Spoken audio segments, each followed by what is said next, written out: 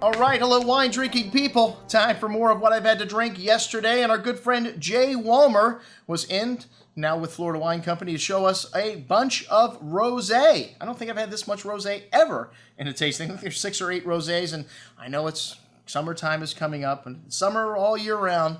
They still don't sell much rosé here at the Wine Watch. I don't know, for some reason, you know, most of it gets consumed on South Beach and on these mega yachts that are off the coast here, but a slew of really good stuff here in this tasting. The Sep Rosé, which is a second label of the Pay Winery, founded by Andrew Pay on the true Sonoma coast. And a lovely nose here of strawberry and raspberry fruit, rose petals, a slight briny, minerally note there. On the palate, a lot of juicy fruit. Finishes bone dry with those pretty floral highlights and nice balance there.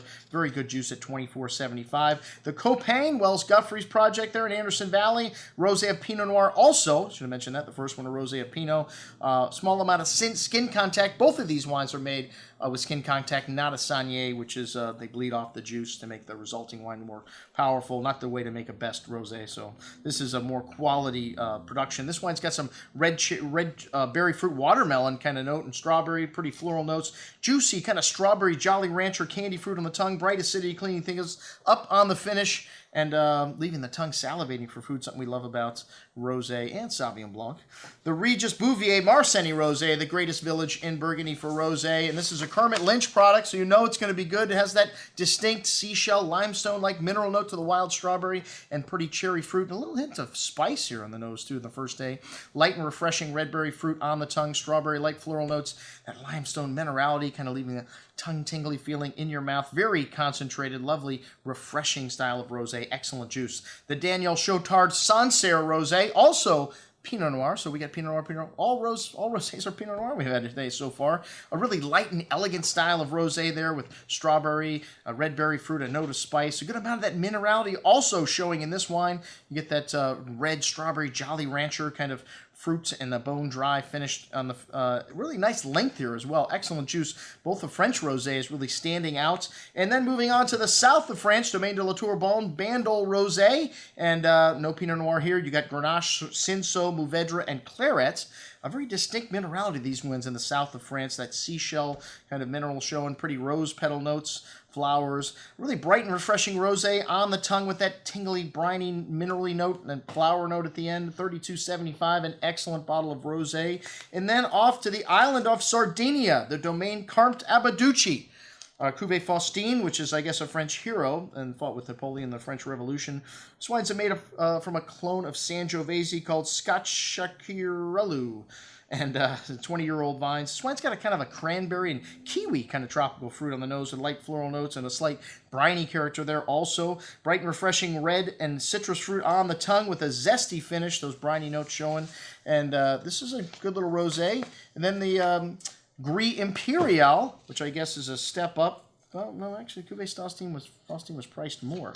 Anyways, you can't judge on price just how good a wine is going to be. Very close at $29. This one's got a really pretty floral nuance and really the most unique bouquet of all the rosés we had here. Really an exotic kind of gardenia flower note to the nose, and it's a blend of Scotchirello and Barbarossa, a unique grape that you find. I only know one other producer that makes it, but really exotic nose here. Nice concentration of that light red berry fruit on the tongue. Smooth and creamy texture of whole milk. Pretty floral notes. This wine's got that unique perfume still on the finish and that briny character. Really nice complexity in this wine and length. And that was my favorite rosé of the whole shooting match there. All right, some unique wines from Sardinia, Sardinia, Corsica, I'm sorry. And this is the Close Canarelli Corse Figari. And this is the north end of the island, a blend of Neoreluccio and Syrah and Scotchirello, and planted on granite soils. One's got a very unique bouquet, kind of dried flowers, herbs, dried meat, roasted plum, and dark cherry fruit, a hint of green kind of pepper spice there. Really rustic wine on the palate, that plum and berry fruit shown from the nose, and that dried meat and earthy character, fine tannins, and a persistent finish, nice freshness there. At $49.50, an excellent wine, but a tough sell for a unique blend that no one's ever heard of. All right, the Domaine Massacracci e Prove, Corsica Calvi. And this is a region, one of the microclimates. I guess there's two on the island, the foothills of the mountains, mostly a blend of old vine Grenache, Neoreluccio, and Saccarello, and Syrah. And this wine's got a kind of a dried meat note to that fresh earth and barnyard also coming out, some herbs and mocha. Really smooth berry fruit on the tongue with a nice hand of acidity, holding everything together nicely. Notes of cocoa and spice there. And another wine from the island of Sardinia. I'm sorry, Corsica. And this is a blend of Niorello and Grenache. From clay and limestone and schist soils. This one's got a lovely kind of coffee note to fresh plowed earth and dark berry fruit, hints of dried meat here as well. A big and chewy wine on the tongue with a nice savory edge to it. Some funky earthy notes coming out on the finish, fine tannins, and kind of a lemon zest note to the finish there as well on the second day coming out. Excellent juice at $37.50. And then on to the Piedmonts, Alessandro and Jenny Natali Fantino. I just like to say that name. God, we bought these wines on closeout from Chotard years ago for a song.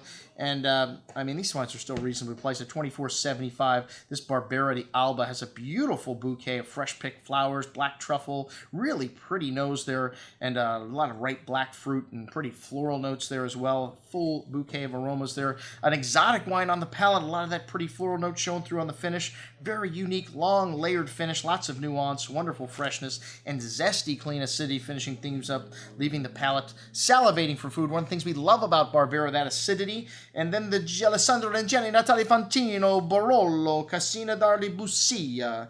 And for $64.50, this is a most excellent Barolo, a great producer.